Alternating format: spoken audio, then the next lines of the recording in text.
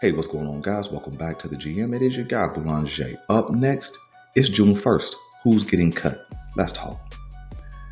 It's June 1st around the NFL, and we know today is cut day, right?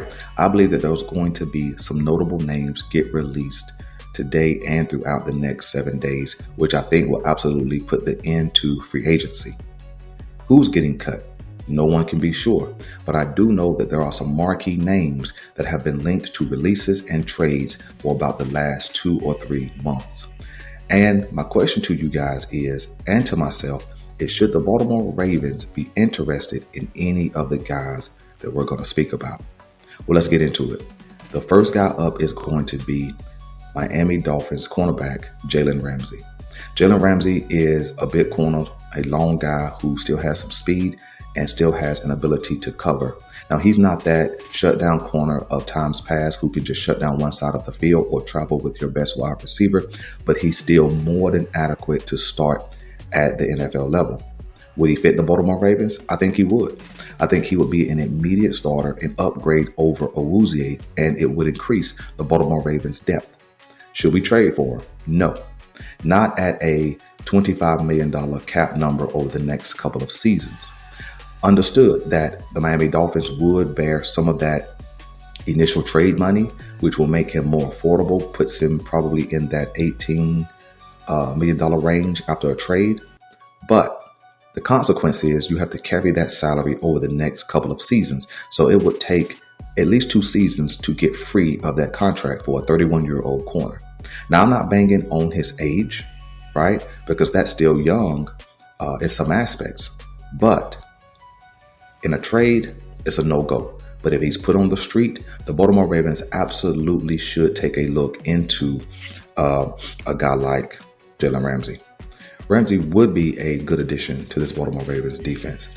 But sometimes he can be a little bit of a disruption. Sometimes he can be a malcontent, especially when his play is down and his injuries are up, which was what the case was this past season. That's the real reason why the Miami Dolphins are willing to get off of his contract in a trade or a release. I don't think his release is going to be immediate. I think they will still try and listen to the potential for a trade. But if teams are smart, they just hold their position until he's put on the street. I do not think the Miami Dolphins are going to go into the next season with Jaylen Ramsey a part of their roster, especially as they're trying to retool or rebuild. So I do think Jaylen Ramsey will be available pretty soon, as he will be released, I'm predicting, this week. I think the Baltimore Ravens should have some interest in him, but not in a trade. The next guy up that we're going to talk about is another Miami Dolphins player, but at the wide receiver position. That's Tyreek Hill. Tyreek Hill has been rumored to be available for a couple of months now, basically since the end of the draft, and rumors have begun to surface even before the draft. I think that the flurry of wide receivers that entered the league this year and the ones who developed over the last couple of seasons make Tyreek Hill more vulnerable. The Miami Dolphins already have a number 1 level wide receiver in Jalen Waddle, who they've already paid. And I think that at 31 years of age, the Miami Dolphins don't believe that Tyreek Hill is any longer worth the headache that he sometimes can be on the field and also off the field, which has been part of the problem this offseason. And so Tyreek Hill has been rumored to have interest from the Pittsburgh Steelers in a trade, but he also comes with a big price tag over the next couple of seasons. We understand that the Pittsburgh Steelers are prone to being associated with combustible wide receivers, as we've seen them depart from many wide receivers over the last couple of seasons, the most recent, Deontay Johnson. And so knowing how to deal with Tyreek Hill, who could also be combustible, is a part of what they do over there in Pittsburgh. Will Pittsburgh trade for Tyreek Hill and pair him with DK Metcalf? I really hope not. That would be absolutely a nightmare for the teams in the AFC North to contend with, even if it is Mason Rudolph at quarterback or some lesser version of Aaron Rodgers. Nevertheless, if Tyreek Hill is made available through a release, should the Baltimore Ravens be interested in him? My answer is no. Now, I know that seems insane. I know it does. But I think that at this point, you have enough at the wide receiver position. I think there's some other positions that are more vulnerable. Would Tyreek Hill added to this rotation be dangerous? Yes, absolutely. Zay, Bate, Hill, Hopkins at the top of the wide receiver charts. That would be absolutely frightening to stop. But I think it will also distort what the Baltimore Ravens are trying to do offensively, which is to be a balanced, run-dominant team complemented with the pass.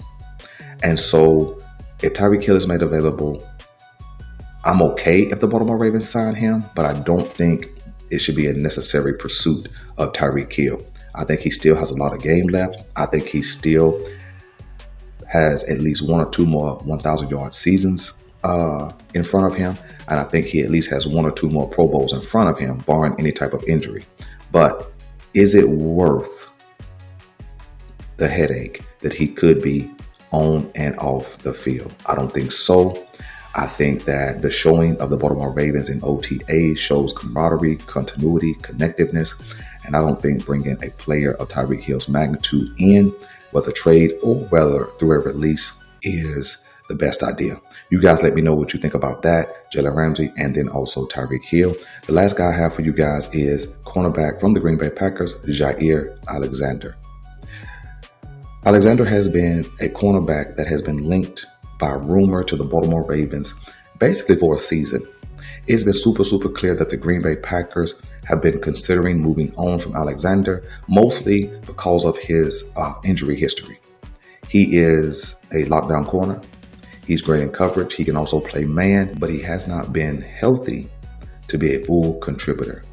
And so I think Green Bay is willing to cut their losses, save some cap, and just make space for the younger cornerbacks who are coming up in the Green Bay organization.